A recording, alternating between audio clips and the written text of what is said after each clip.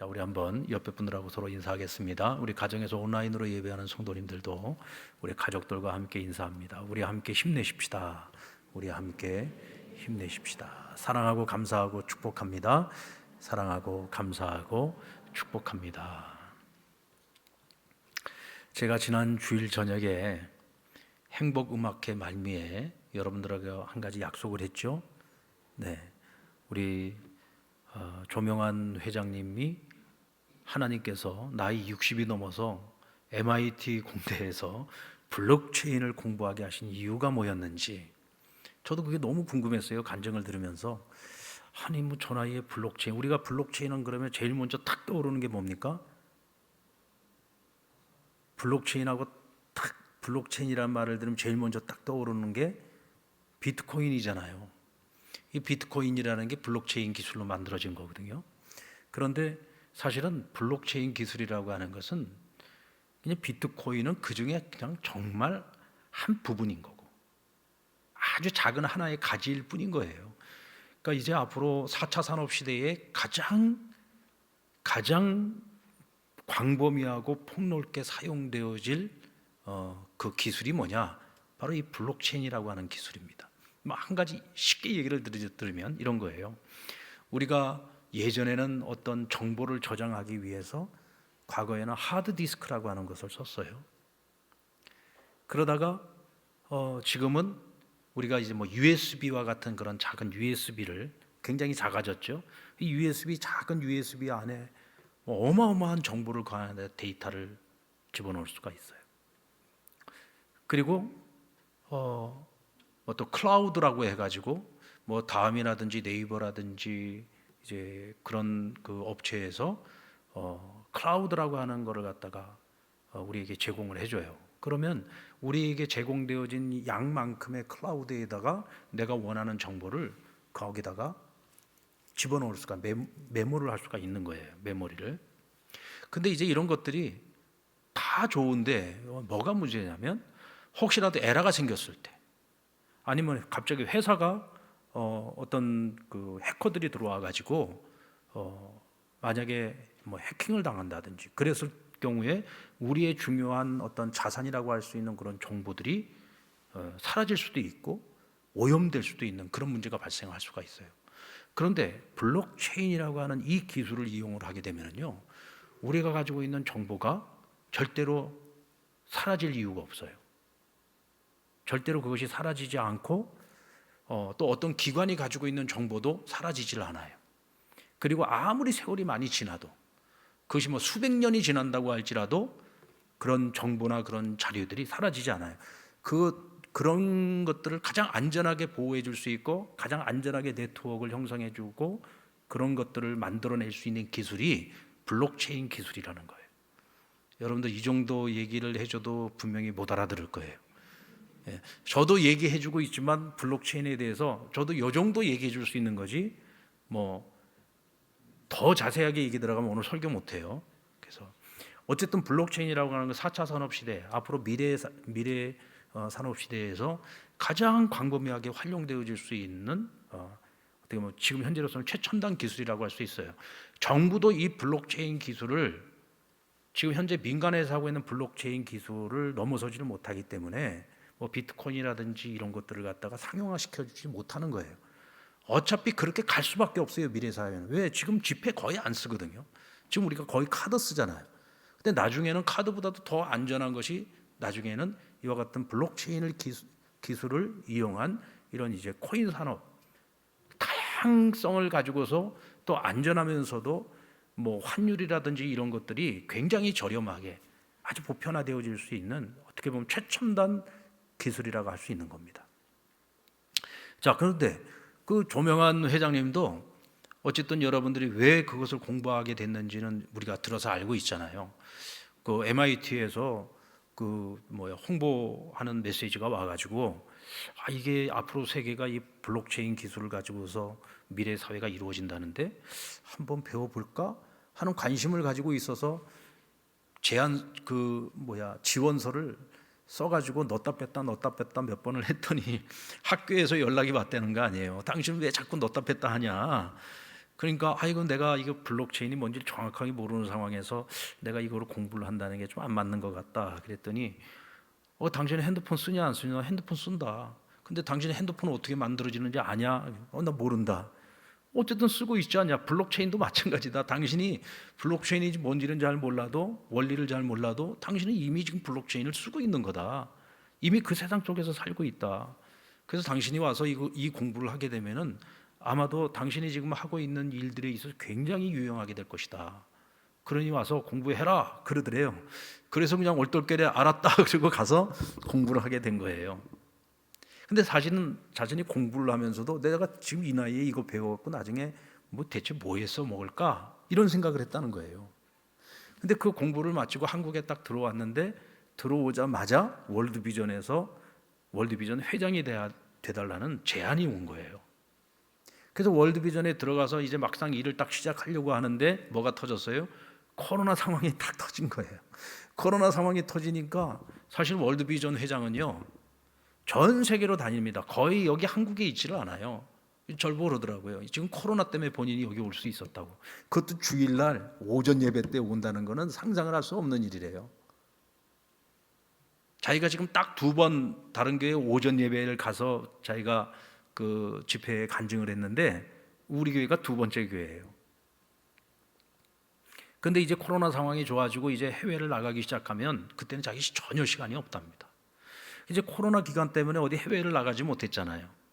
그러면서 이제 국내에서 자기 직원들 월드비전에 속해 있는 뭐 전국 전 지부 전 세계 지부에 있는 직원들을 만나기 시작했답니다. 그들을 만나면서 월드비전이 해결해야 되는 지금 가장 긴급한 문제가 뭐냐라고 하는 문제를 같이 이제 얘기를 나누는 중에 바로 투명성이라고 하는 것에 대한 요구 사항을 갖게 되었다는 거예요. 왜냐하면 NGO 단체라고 하는 것은 전부 도네이션을 받아가지고 해외 어려운 나라의 어린이들 또 가난한 자들을 돕는 거잖아요. 근데 이제 사람들은 후원을 하면서도 과연 우리가 후원하는 이 돈이 정말 필요로 하는 그곳에 가서 제대로 전달이 되고 그것이 제대로 사용이 되어질까라고 하는 의문을 끊임없이 가지고 있다는 거죠. 사실 NGO 단체들이요 굉장히 꼼꼼하게 그 일들을 해내고 있습니다. 그 필리핀의 우리 이일로 선교사님은 선교사이면서 또 한편으로는 NGO CEO예요. 그런데 그 NGO 그러니까 NGO 사역을 하는 거는 그 단체로부터 지원을 받아가지고 운영을 하는 거거든요. 정말 서류가요. 준비해지되는 매달 준비해가지고 그 서류를 갖다가 계속 보내가지고 뭐 인정을 받고 허가를 받아야 돈을 받을 수가 있는데 그 작업이 보통 작업이 아니에요. 그러니까 선교사님들 가운데 사실 마음만 먹으면 NGO로부터 지원을 받을 수가 있는데 안 하는 이유가 뭐냐면 이 서류 작업을 당해낼 수가 없어요.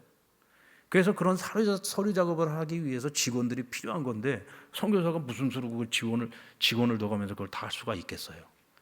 그리고 이거는 정말 세상에서 어떤 사회생활을 해보고 직장생활을 해본 사람들이나 이런 일을 해낼 수가 있지 처음부터 목회만 했던 목회자들이 선교사님이 되었을 때에는 이거 절대로 감당할 수 없는 사역이에요. 그만큼 NGO 사역이라고 하는 거는 아주 철두철미하게 투명성 부분에 있어서 완벽에 가까울 만큼 하려고 애를 써요. 그런데도 지원을 하는 사람들, 후원을 하는 후원자들의 입장에서는 과연 이게 제대로 갈까라고 하는 이 문제에 대해서 끊임없는 의문을 제시한다는 거예요. 근데 그 조명한 회장님 본인 자신도 그런 생각을 하고 있었다는 거죠. 그리고 이제 뭐 제3세계 같은 경우들은 보면은 이 정권들 그 나라를 다스리는 지도자들이 제대로 돼 있지 않은 사람들이 그 이상한 사람들이 많잖아요. 그래서 막 국민들을 핍박하고 괴롭히고 막 독재를 하고 이제 그러다 보니까 때로는 그런 이 NGO 단체들이 그런 정부를 대상으로 해가지고 할 때에는 사실 자기들도 그런 그 투명성 부분에 있어서는 좀 해결하기 어려운 부분들이 있다는 거예요. 그런데 이 블록체인 기술을 이용을 해가지고요 재무 회계 이런 모든 프로그램을 딱 만들어가지고 지원을 받는 나라 정부와의 관계에서도 만약에 그 정부가 그 지원을 받으려면 같은 프로그램을 써야 되는데 이 프로그램을 써가지고 관계를 맺고 서로 이제 소통을 하게 되면 이거는 절대로 감출 수가 없답니다. 이 블록체인 기술을 가지고 하면은 100% 투명성, 그리고 환율을 적용을 한다든지 또 뭐 세금을 낸다든지 또 그 이체 수수료 뭐 이런 것들이 거의 없대요.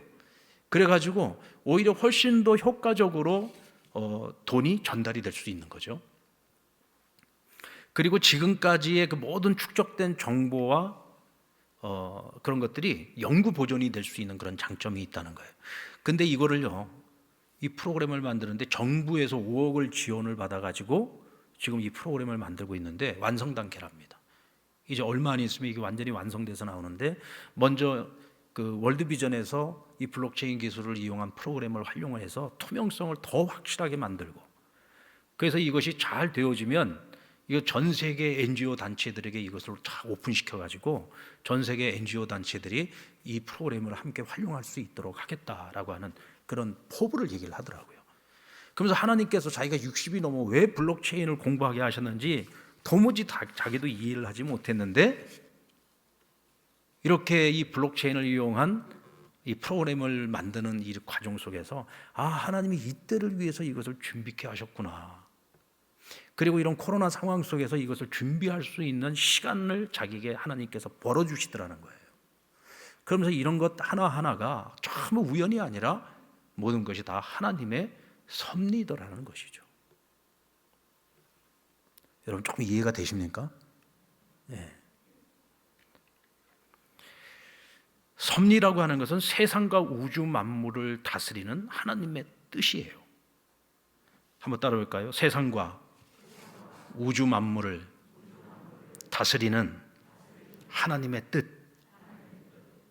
모든 것이 하나님의 손에 있고 모든 것이 하나님의 계획이고 모든 것이 그 안에 하나님의 역사하심과 운행하심이 있다는 거죠. 그것을 인정하는 것이 뭐냐? 하나님의 섭리라는 거예요. 우리가 그리스도인으로 살아간다, 하나님의 자녀로 살아간다는 것은 바로 이 하나님의 섭리를 우리가 믿고 하나님의 섭리를 인정하고 하나님의 섭리 안에서 살아가는 것, 이것을 우리는 신앙생활이라고 말하는 겁니다. 근데 이 하나님의 섭리가 세계 역사 운행만을 하는 것이 아니죠. 오늘 저와 여러분, 우리 개개인 한 사람 한 사람에게도 하나님께서는 이와 같은 하나님의 섭리하심을 가지고서 간섭하시고 함께 하신다는 거예요. 때로는 여러분, 우리가 우리 인생에 우리가 알 수 없는 일들이 일어나잖아요. 이해할 수 없는 일들. 왜 나에게 이런 일이 일어나지? 왜 내가 이런 길을 가야 하는 거야? 왜 내가 이런 고난을 겪어야 되는 거지? 왜 내가 가고 싶지 않은 길인데 왜 내가 이 길을 가야 하는 걸까? 여러분, 우리는 인생을 살면서 모든 것이 다 받아들여지지 않잖아요. 모든 것이 다 오케이, 내가 충분히 이해했어, 이게 잘 안 되잖아요. 이해할 수 없는 일들이 너무 많이 일어나잖아요. 짧은 인생을 살면서도 얼마나 이해하기 어려운 일들이 많습니까?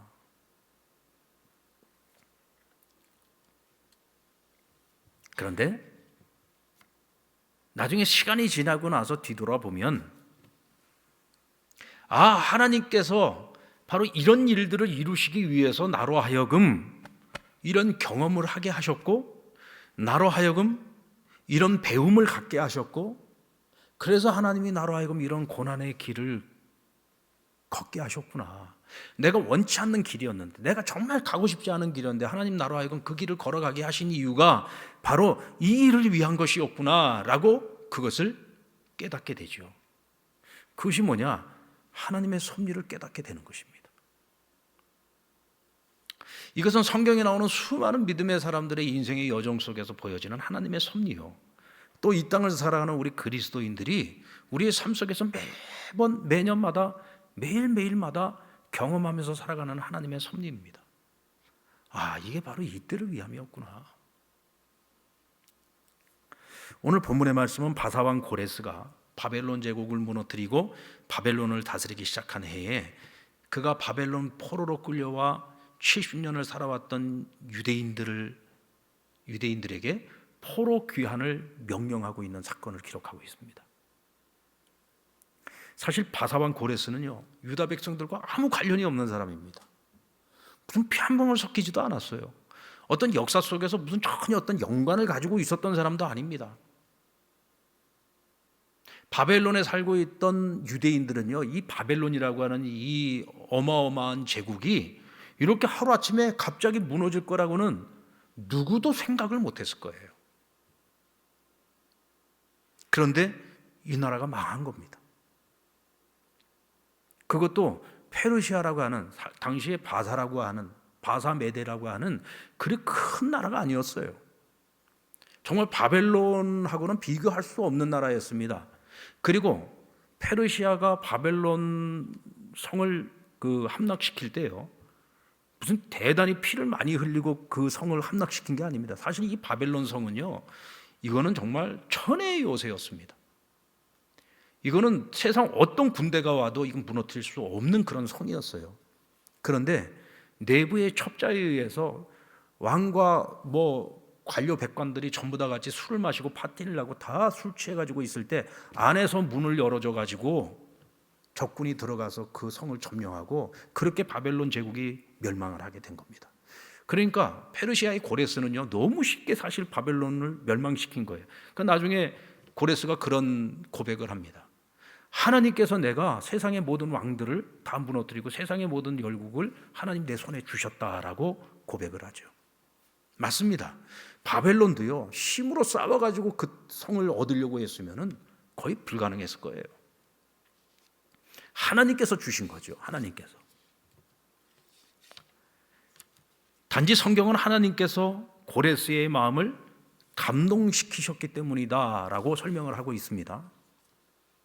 그러니까 바벨론의 포로로 끌려왔던 유다 백성들을 70년이 지나고 난 후에 바벨론을 페르시아가 무너뜨리고 페르시아의 왕인 고레스가 그들을 예루살렘으로 돌려주는 칙령을 선포한 거예요.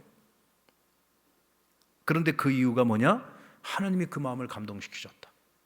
그리고 오늘 2절에 보면은 대체 하나님이 그걸 어떻게 감동을 시켰는지 그가 이렇게 고백을 합니다.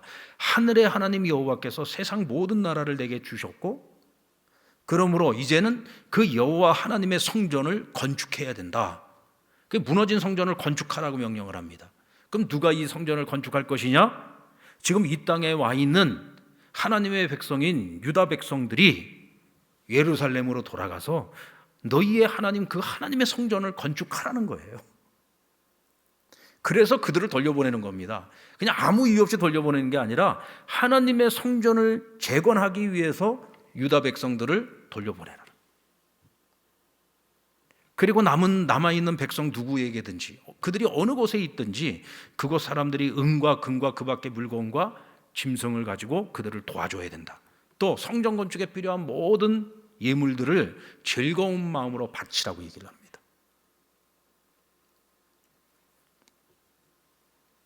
자, 그런데 오늘 성경에 보니까 왜 그러면 하나님께서 고레스의 마음을 이렇게 감동시키셔서 그들을 돌려보냈는가? 1절에 그 이유가 분명히 나오죠. 바사왕 고레스 원년에 여호와께서 예레미야의 입을 통하여 하신 말씀을 이루게 하시려고, 하나님이 하신 약속의 말씀을 이루시기 위해서 고레스로 하여금 바벨론을 멸망시키고 또 그 고레스의 마음을 감동시켜서 하나님의 성전을 재건하게 만들면서 유다 백성들을 돌려보내게 되었다는 거죠. 이유는 뭐예요? 하나님께서 자기 입으로 예레미야라고 하는 선지자를 통해서 하셨던 그 약속의 말씀을 이루시기 위하여, 성취하시기 위하여 이 모든 역사의 운행이 이루어질 수 있었다는 겁니다. 이건 말도 안 되는 일이거든요. 상상도 할 수 없는 일이에요. 나라도 잃어버린 백성입니다. 국호도 잃어버렸어요. 그들이 섬기던 하나님의 성전도 다 회파돼 버리고 그들이 살았던 예루살렘은 사람이 살 수 없는 그런 땅이 돼 버리고 말았습니다. 세계인들에게서 잊혀져 버린 나라, 잊혀져 버린 민족이 이스라엘이었어요. 그런데 새로운 제국의 강자로 들어서게 된 고레스라는 사람이 어느 날 갑자기 돌아가 이렇게 그들에게 은혜를 베푼 거죠.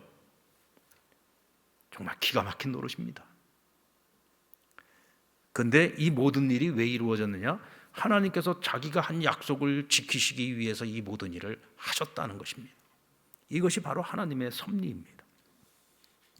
예레미야를 통해서 하셨던 말씀이 무엇인가요? 예레미야 25장 12절 말씀에 보면 여호와의 말씀이니라 70년이 끝나면 내가 바벨론 왕과 그의 나라와 갈대아인의 땅을 그 죄악으로 말미암아 벌하여 영원히 폐허가 되게 하고 바벨론 멸망시키겠다는 거예요. 70년이 차면. 그리고 예레미야 29장 10절 말씀에 보면 여호와께서 이와 같이 말씀하시니라 바벨론에서 70년이 차면 내가 너희를 돌보고 나의 선한 말을 너희에게 성취하여 너희를 이곳으로 돌아오게 하리라. 70년 차면 너희 예루살렘으로 다시 돌아오게 할 거야. 하나님께서 예레미야 선지자를 통해서 이 약속의 말씀을 주셨어요. 그리고 이 말씀을 이루시기 위해서 하나님께서 이와 같은 바벨론 멸망과 페르시아 왕국의 시작과 그리고 예루살렘 기환이 동시적으로 다 이루어지도록 만드셨다는 거죠. 그렇다면 왜 하나님께서는 이스라엘을 심판하시고 멸망에 이르게 하셨을까? 남은 자들을 바벨론의 포로로 끌려가게 하시고 70년이 지나서야 왜 그들이 돌아오게 하셨을까? 여기에도 하나님의 섭리가 있는 거죠. 한마디로 말해서 하나님 리셋시키신 거예요. 리셋이 뭡니까? 이전 것을 싹 지워버리고 완전히 새로 프로그래밍을 만드는 겁니다. 하나님께서 보실 때에 이스라엘과 남유다 왕국을 보시니 이건 안 돼요. 아무리 선지자를 보내가지고 회개하라 돌아오라 뭐 아무리 말씀을 하셔도 이 사람들이 오히려 점점 더 악해지는 거예요. 도저히 회생불능이에요. 이 사람들은 이미 다시 돌아올 수 없는 강을 건너버렸어요. 이거는 회생불가야. 그러니까 하나님께서 어떻게 하시느냐? 완전히 리셋, 싹 다 지워버린 겁니다. 심지어는 세계인들의 머릿속에서 이스라엘이라는 나라에 대한 이름조차도 다 잊어버리게 만들고 남유다 완전히 잊어버리게 만들고 성전 다 회파시켜버리고 그들이 살았던 땅을 완전히 황무지로 만들어버리는 거예요. 완전히 지워버리고 바벨론의 포로로 끌려가 있었던 그 남은 자들에게 하나님께서 말씀을 통하여 그들이 회개하도록 만들고 하나님께로 다시 돌아오게 만들고 전적으로 하나님 앞에 순종하는 백성으로 만든 후에 70년이 딱 채워졌을 때 그들이 돌아오게 하셨다. 그러니까 리셋하는데 필요한 시간이 70년이었다는 겁니다. 그들이 다시금 하나님을 전심으로 찾게 만들고 하나님의 섭리 앞에서 철저하게 순종하는 백성이 되도록 만드는데 70년이 걸린 거죠. 우리는요, 세계 역사를 보면은 이것이 단순히 어떤 거대한 강대국들에 의해서 세계를 정복하고 망하고 이게 단순히 어떤 세계 역사로 보이지만 그러나 하나님의 구속사적 관점에서 보면 이 모든 역사의 중심에 하나님이 계신다는 사실을 우리는 볼 수가 있어요. 하나님께서 자신이 하신 그 약속 하나를 지키기 위해서 세계 운행을 하나님이 해나가시는 거예요. 여기에 하나님의 섭리가 있는 것이죠. 여러분, 우리 인생에도 때로는 리셋을 당하는 때가 있습니다. 우리가 그토록 사랑했던 것, 우리가 그동안 쌓아왔던 모든 것들을 어느 날 하나님께서 내 인생에서 싹 지워버리실 때가 있어요. 모든 것을 잃어버리도록 만듭니다. 완전 바닥으로 내려가게 만드실 때가 있습니다. 그래서 리셋 당하는 것은 굉장히 고통스럽고 힘든 일입니다. 이스라엘 백성들이 당했던 리셋은요, 정말 남은 게 아무것도 없었습니다. 몸뚱아리만 딱 남은 상태에서 남의 나라의 포로로 끌려간 거예요. 얼마나 비참한 겁니까? 때로는 우리 인생에도 이런 리셋이 올 때가 있습니다. 근데 하나님께서 우리 인생에 이와 같은 리셋을 하실 때에는요, 이전의 나의 옛 모습을 가지고서는 하나님과 함께하는 새로운 시작을 할 수 없을 때, 내가 다시 시작할 수 없을 때 하나님께서 나를 리셋시킬 수밖에 없는 거예요. 완전히 밑바닥으로 내려와서 아무것도 없이 정말 온전히 주님만 바라볼 수 있도록 그렇게 우리를 만들어서 우리를 다시 시작하도록 만드시는 겁니다. 왜요? 그래야 하나님과 아름다운 동행을 할 수가 있어요. 아름다운 끝을 향해서 남은 시간을 주님과 함께 그 길을 걸어갈 수 있기 때문에 그렇습니다. 그런데 분명한 것은 굉장히 아프고 힘들고 고통스럽다는 거죠. 그런 의미에서 보면 우리는 하나님의 섭리를 빨리 깨달을 필요가 있습니다. 하나님께서는요, 리셋을 시키기 전에 반드시 우리에게 전조를 보여주세요. 하나님께서 이스라엘을 멸망시킬 때도요, 어느 날 갑자기 하루아침에 멸망시킨 게 아닙니다. 선지자들을 보내어서 계속해서 징조를 보여주시고 계속해서 말씀하여 주시고 그들에게 계속 시간을 줬어요. 돌아갈 수 있는 시간을 주셨습니다. 회개할 수 있는 시간을 주셨습니다. 그때 빨리 깨달아야 되는 거예요.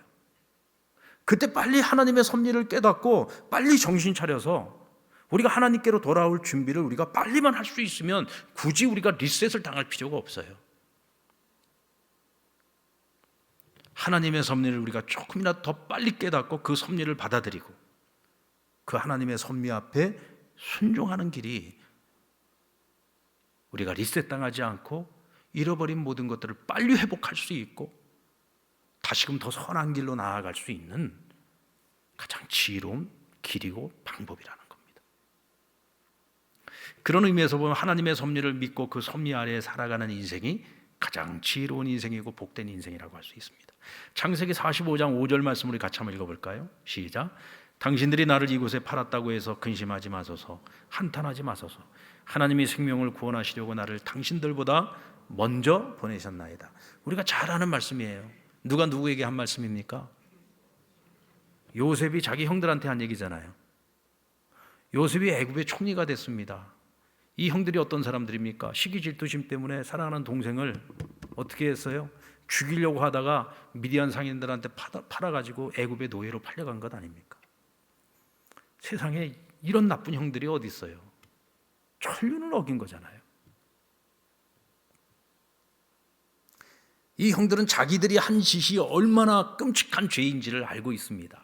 그런데 자기들이 돈 받고 팔았던 요셉이 자신들의 생사여탈권을 가지고 있는 애굽의 총리가 되어 있는 거예요. 얼마나 두려웠을까요? 이제 우린 다 죽었구나 생각했겠죠. 이때 요셉이 한 말인 겁니다. 당신들이 나를 이곳에 팔았다고 해서 근심하지 마십시오. 한탄하지 마십시오. 하나님이 생명을 구원하려고 나를 당신들보다 먼저 이곳에 보냈습니다.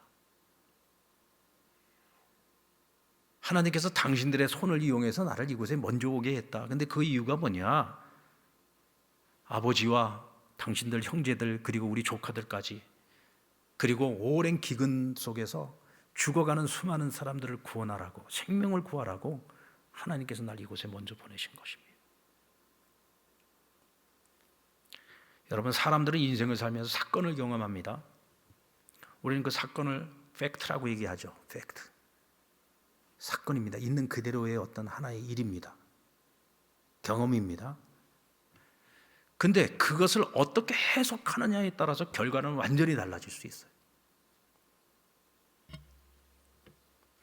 요셉의 해석을 가만히 살펴보면 그는 철저하게 하나님의 마음을 품은 해석을 하고 있는 것을 볼 수가 있어요. 여러분, 신앙이 뭡니까? 신앙이라고 하는 것은요, 우리 인생에 찾아오는 그 어떤 사건들도 자기중심적으로 해석을 하는 것이 아니라 하나님의 마음을 품고 해석하는 것, 그리고 그 하나님의 섭리를 인정하고 순종하고 받아들이는 것, 그것이 신앙이에요. 신앙은 내 모든 걸 다 들어주는 하나님 앞에 내가 원하는 것들은 날마다 하나님 앞에 구하면서 살아가는 이게 신앙이 아니에요.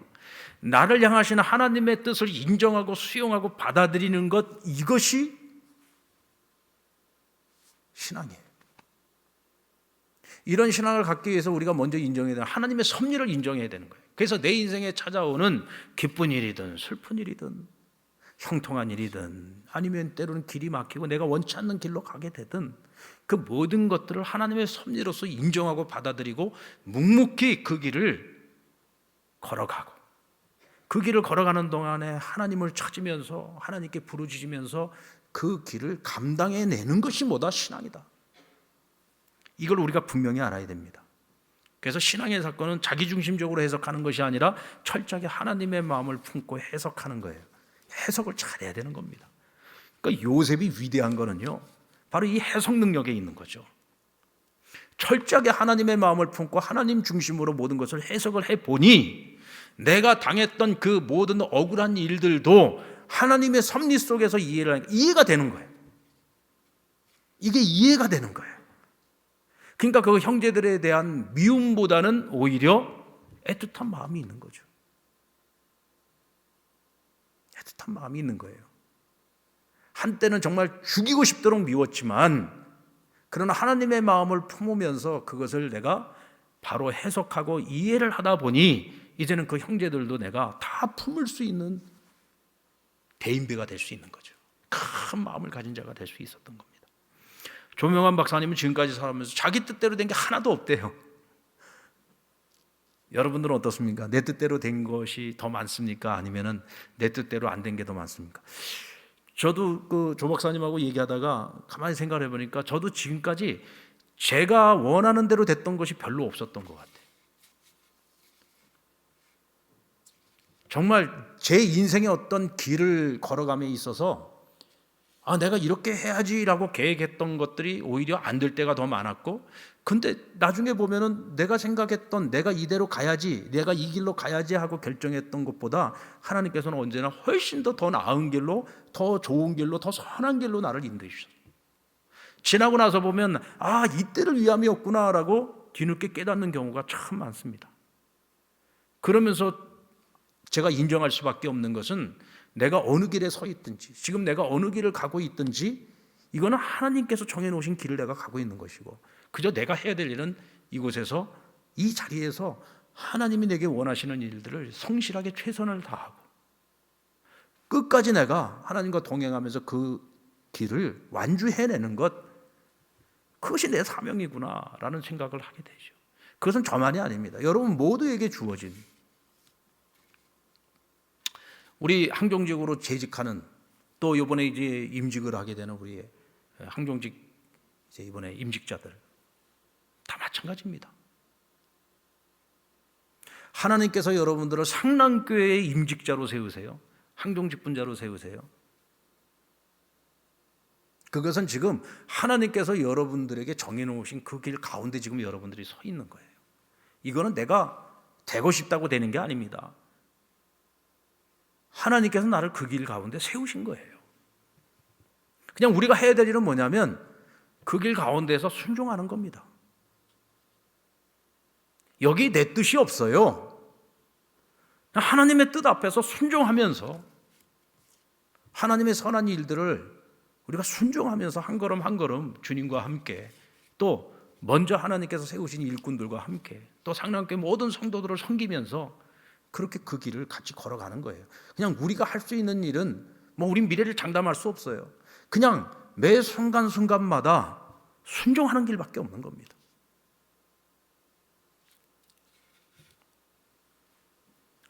헨리 나우엔의 명저 예수의 이름으로, 이 책에 보면 이런 구절이 나옵니다. 성숙이란 자신이 가고 싶지 않은 곳으로 기꺼이 이끌려 갈 수 있는 능력이다. 그러니까 성숙함이라고 하는 것은 내가 원하는 길로 가는 것이 아니라 나를 이끄시는 그 길을 묵묵히 순종하며 따라가는 것, 따라갈 수 있는 능력, 이것이 성숙함이라는 거예요. 여러분, 우리가 어떻게 내가 원하는 대로 다 하고 살 수 있습니까? 내가 어떻게 원하는 대로 내 길을 다 정하고 내가 갈 수 있어요? 아니요. 하나님이 이끄시는 대로, 하나님 명령하시는 대로 그냥 순종하면서 가는 겁니다. 그게 사명이에요. 그게 그리스도인이 걸어가야 할 길인 겁니다. 여러분들 고추장 싫어하는 사람이 있어요. 밀가루도 싫어해요. 물엿도 싫어해요. 이거 다 싫어해. 근데 이걸 갖다가 전부 다 합쳐가지고 달달달달 볶으면은 뭐가 돼요? 떡볶이가 돼요. 맛있는 떡볶이가. 맛있는 떡볶이가 돼요. 난 밀가루 싫어. 밀가루로 만든 떡도 싫어. 난 고추장도 싫어. 난 물엿도 싫어. 하나하나를 놓고 보면 다 싫어. 근데 그것을 다 합쳐가지고 볶아 놓으니까 맛있는 떡볶이가 된단 말이에요. 우리 인생이 이거 똑같은 거예요. 내 인생을 보면 내가 원치 않았던 것들로 가득 차 있어요. 근데 그 모든 것들이 전부 합쳐졌을 때 내가 지금 현재 보니까 빛나는 인생을 살고 있는 거예요. 가치 있는 인생을 살고 있는 거예요. 맛있는 인생을 살아가고 있는 거예요. 이것이 바로 하나님의 섭리입니다. 어떻게 이렇게 맛있는 떡볶이가 되었느냐? 거기에 하나님의 섭리가 있기 때문에 그래요. 하나님의 계획하심이 있기 때문에. 그것을 인정하면서 한 걸음 한 걸음 나아가는 것이 신앙의 삶이고 믿음의 삶이라는 거죠. 로마서 8장 28절 우리가 잘 아는 말씀이죠. 우리가 알거니와 하나님을 사랑하는 자 곧 그 뜻대로 부르심을 입은 자들에게는 모든 것이 합력하여 선을 이루느니라.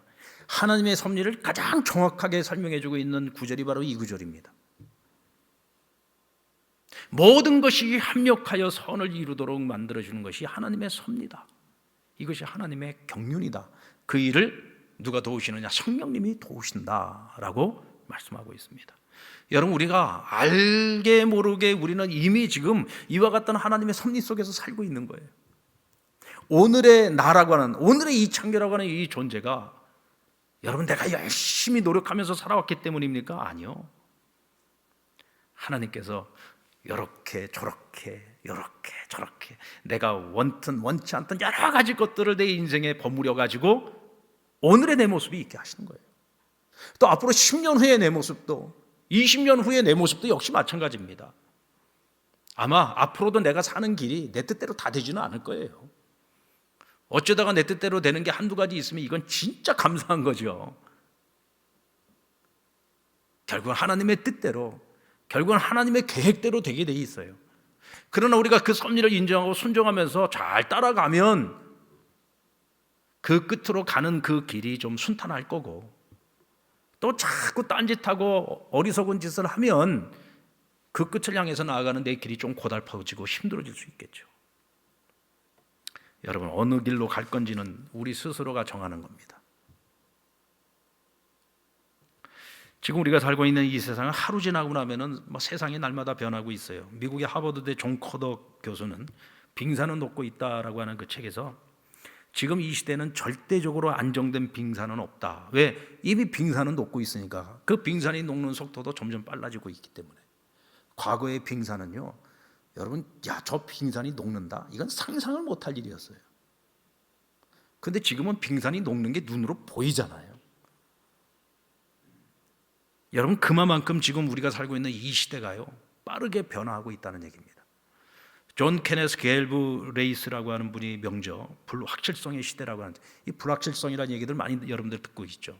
이게 이제 이분이 만들어 놓은 개념이에요. 이 불확실성 시대가 뭐냐? 우리가 지금 살아가는 이 시대는 과거에 비해서 훨씬 더 불확실성이 커지고 있는 시대라는 거예요. 미래가 어떻게 변할지 예측하기가 어려워. 과거에는 변화가 100년 동안 천천히 이루어졌던 것이 지금은 10년이면 다 변한다는 거예요. 10년. 지금 포스트 코로나 시대에는 어쩌면 10년이 아니라 1년 사이에 새로운 것들이 계속 나옵니다. 계속 변하고 있어요. 이 변화의 속도가 너무너무 빠르게 지금 변하고 있는 거죠. 그러니까 이렇게 빠르게 변하고 있는 이 시대 속에서 우리는 과연 어디에다가 초점을 맞추고 살아가야 되느냐? 여러분, 초점이라고 하는 것은요, 변하는 거에다가 초점을 맞추면 안 됩니다. 변하는 것에다 초점을 맞추면 맨날 흔들리죠. 변하지 않는 것에 우리가 초점을 맞추고 살아야 돼요. 근데 세상에 변하지 않는 진리는 오직 하나밖에 없습니다.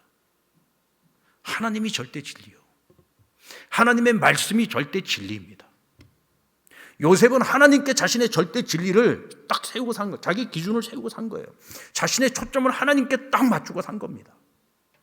성경에 나오는 모든 믿음의 사람들이, 우리 믿음의 본을 보여주고 있는 사람들은 한결같은 모습이 바로 그거죠. 다니엘도 보십시오. 딱 하나님께 기준을 맞추고 초점을 맞추고 사니까 목에 칼이 들어와도 자기 중심을 딱 지키고 요동하지 않잖아요. 오늘 이 시대에 정말 필요한 것은 뭐냐? 시대를 빨리 읽고 시대에 빨리 발맞추어 가는 것이 아니라 하나님 앞에 자기 중심을 딱 세우고 진리 위에 바로 딱 서는 거예요. 흔들리지 않는 가치관을 가지고 살아가는 거. 결국은 이와 같은 사람들이 세상을 변화시킬 수 있는 것이지, 세상의 변화의 흐름에 함께 맨날 같이 따라서 흘러가고 있는 사람은 세상을 변화시키지 못해요. 세상을 변화시킬 수 있는 사람은 하나님 앞에 자기 중심을 두고 흔들리지 않는 요동치 않는 평안을 가지고서 살아가는 것, 분명한 신앙적 가치관을 가지고 살아가는 것, 이와 같은 사람들이 세상을 변화시킬 수 있다. 오늘 세상이 정말로 필요로 하는 사람들은 바로 이런 사람들입니다. 하나님의 섭리 가운데 가장 큰 은혜가 뭘까요? 저는 그것이 만남의 축복이라고 생각합니다.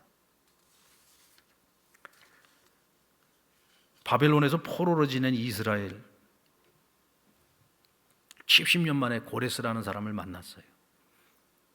그리고 고레스의 은혜로 그들은 돌아오게 됩니다. 고레스가 그들을 돌려보냈는데 아무 이유도 없어요. 오직 하나님 그 마음을 감동시키신 거예요. 결국 여러분, 만남을 주선하는 것도 누가 하는 거예요? 하나님이 하시는 겁니다. 여러분들이 누구를 만나서 누구와 함께 관계하고 누구와 함께 어울려 살아가고 있든지 여러분, 이것이 우연이 아니에요. 그 모든 만남에 하나님의 섭리가 있다는 사실을 믿으시기 바랍니다. 결국 모든 만남은 하나님께서 섭리하시는 거예요. 그런데 그 만남을 통해서 때로는 내게 고난이 주어지기도 하고 그 만남을 통해서 내게 은혜가 주어지기도 합니다. 우리가 고난이 올 때에는 그 만남이 어떤 만남일까요? 잘못된 만남. 잘못된 만남을 통해서 우리에게 고난이 올 수 있어요. 그런데 이것 또한 하나님의 섭리라고 한다면 왜 그 잘못된 만남을 통해서 우리가 고난을 겪게 하실까요? 그 고난을 통해서 하나님이 우리에게 인내를 주시고 그 인내를 통해서 우리를 성장하게 하고 우리를 성숙하게 만드시는 거죠. 그렇다고 한다면 사실 하나님의 섭리 속에서는 잘못된 만남이라는 것이 없어요. 비록 그 사람과의 만남이 내게 고난을 가지고 고통을 가지고 왔다고 할지라도 이것은 잘못된 만남이 아닌 거예요. 오히려 그 만남을 통해서 하나님이 우리를 성숙하게 만드셨다면 그 만남 또한 복된 만남이라고 할 수 있는 거죠. 그래서 주 안에서 살아가는 사람들에게는 잘못된 만남이 없어요. 그래서 우리는 누구를 만나든지 또 누구를 통해서 내가 어떤 어려움을 겪든지 우리는 절대로 그 사람을 미워해서 안 되는 이유가 바로 여기 있습니다. 왜냐하면 그 만남 역시도 다 필요해서 하나님이 내게 허락하신 하나님의 섭리이기 때문에 그런 것입니다. 그리고 우리는 그 만남 속에서 무엇보다도 태도와 자세가 중요하죠. 여러분, 요셉을 보십시오. 애굽에 팔려와서 그가 얼마나 많은 만남을 가졌습니까? 보디발도 만났고 그의 아내 간부도 만났고 감옥에서 간수장도 만났고 두 간원도 만났고 나중에는 애굽의 바로도 만나잖아요. 그 모든 만남이 요셉이 원해서 만났던 만남이 아닙니다. 하나님의 섭리 속에서 만났던 만남들이에요. 때로는 그 만남이 행복한 만남이 아닌 경우가 거의 대부분이잖아요. 뭐 보디발 만난 게 아니 아버지 집에서 그렇게 애지중지 사랑받다가 갑자기 노예로 팔려간 거예요. 보디발을 처음에 만났을 때 나중에 보디발에게 인정받아서 집사장이 됐지 처음에는 가서 완전히 말단 노예 아닙니까? 가서 얼마나 고생을 했겠어요. 그 만남이 얼마나 불행한 만남이었고 그렇죠. 만나지 말아야지 될 만남이었잖아요. 그리고 보디발의 아내를 만났는데 이 여자가 이 요셉을 갖다가 그냥 유혹하는데 그걸 뿌리치고 하나님 앞에 정말 자신의 그 믿음을 지키기 위해서 그걸 거부하지 않습니까? 그것 때문에 감옥에 갇히게 되잖아요. 이게 얼마나 잘못된 만남입니까? 그러나 그런 모든 만남들 속에서 요셉은 항상 뭐예요? 하나님의 마음을 가지고 살았어요. 그래서 항상 성실하게 늘 그 자리에서 최선을 다했고 하나님의 섭리 앞에서 인정하는 삶을 살아가니까 그 잘못된 만남처럼 보였던 그 모든 만남들이 인생의 기회로 찾아오게 된 겁니다. 인생의 기회로 찾아오게 돼요. 그 사람의 마음과 그 자세와 그 태도가 그 모든 만남들을 복된 만남으로 만들고 인생의 기회로 만들었다는 거예요. 고레스의 은총을 입어 예루살렘으로 돌아온 유다 백성들의 삶은 어땠을까요? 여러분 와갖고 뭐 정말 해피한 나날이었을까요? 매일매일이 해피한 나날이었을까요? 그들이 돌아온 땅은 황무지였습니다. 황무지. 성도 다 허물어져 있고 와서 성전도 다 허물어져 성전도 지어야 되고 거기다가 방해하는 사람들이 왜 이렇게 많은지 핍박하는 사람들 맨날 쳐들어와 가지고 괴롭히고 힘들게 하고 오히려 그냥 비록 신분은 포로 신분이었지만 그래도 바벨론에 살 때 잘 먹고 잘 살았어. 아이고 이게 고향으로 돌아와가지고 죽을 고생하게 생긴 거예요. 얼마나 힘들었을까요? 여러분들 성전이 지어진 게 하루아침에 지어진 게 아닙니다. 그 과정 속에서도 얼마나 힘든 나날들이 있었는지 몰라요. 움막 쳐놓고 성전 지었습니다, 여러분. 그러다가 하도 핍박이 많으니까 한동안을 성전 짓는 것을 포기하고 먼저 자기네들 집 지었다고 하나님 분노하시잖아요. 그 나중에는 회개하고 돌아와서 또 다시 성전을 짓죠. 성벽 재건하는 일이 이게 얼마나 힘든 일이었습니까? 하다 말다 정말 다 포기하고 싶을 때도 많이 있었을 겁니다.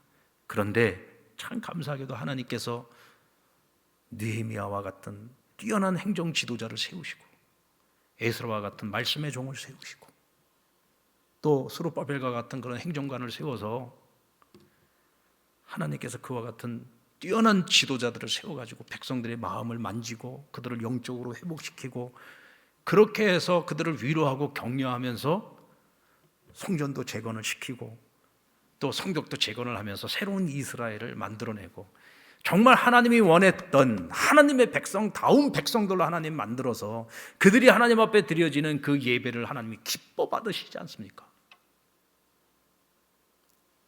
그 또한 만남의 축복인 거죠. 저희가 이제 새로운 대통령을 이제 앞으로 뽑아야 되는데 여러분들 대통령 선거를 위해서 기도하고 있습니까? 여러분 이거 정말 기도해야 될 일입니다. 우리 이 나라 국민의 한 사람이잖아요.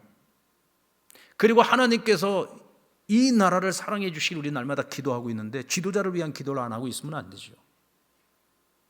어떤 지도자가 되든지 정말 제대로 된 지도자가 세워지게 해달라고 기도해야 됩니다. 국민은 대통령 잘 만나야 행복한 거예요. 대통령 잘못 만나면 불행해집니다. 어쩔 수가 없어요. 왜냐하면 대통령에게 주어지는 이 권력이라고 하는 것이 어마어마한 권력이 주어지기 때문에 그렇습니다. 대한민국은 아직도 대통령 중심제이기 때문에 정말 대통령 한 사람 어떤 사람 세우냐에 대해서 나라의 운명이 좌우되는 거예요. 여러분들 지도자들을 위해서 기도하셔야 됩니다. 아멘. 우리가 좋은 지도자도 만나야 되겠지만 어떤 지도자를 만나든지 그 지도자가 좋은 지도자가 되도록 우리가 쉬지 않고 기도해야 돼요.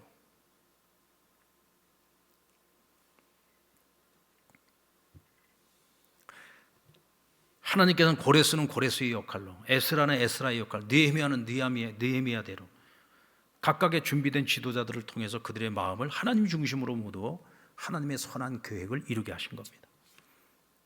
여러분 하나님이 섭리 아래에서 사는 사람들에게는 잘못된 만남이 없어요. 잘못된 만남이 되지 않도록 모든 만남에 우리는 최선을 다해야 되고 이때 하나님께서 그 만남을 통해 우리를 축복하시는 줄로 믿습니다. 여러분 서로에게 좋은 만남이 되시길 바랍니다. 네. 이 세상 속에서 역사하고 계신 하나님의 섭리 여러분 믿으십니까? 내 인생에 하나님의 섭리를 믿으십니까? 네. 이거 여러분들이 믿지 않고 인정하지 않으면 여러분 그리스도인 아니에요.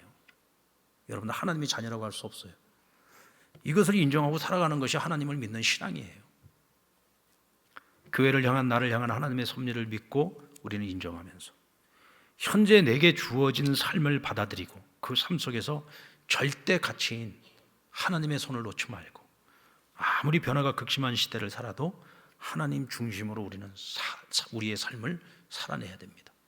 그러면 우리의 삶을 인도해 가시는 하나님께서 우리에게 약속하신 일, 하나님께서 우리 한 사람 한 사람에게 계획하신 일, 이 나라 이 민족 가운데 계획하신 일, 이 세계를 운행하시며 하나님이 계획하신 일, 이 모든 일들을 이루시기 위해서 우리로 하여금 신묘막측한 만남들을 갖게 하실 겁니다.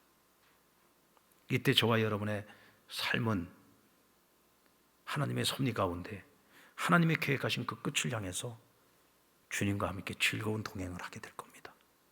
아멘. 여러분 우리를 향하신 하나님의 섭리를 믿고 그 섭리 아래에서 하나님을 인정하고 그분 손 꼭 붙들고 승리하며 살아갈 수 있는 저와 여러분 될 수 있기를 주님의 이름으로 축원합니다.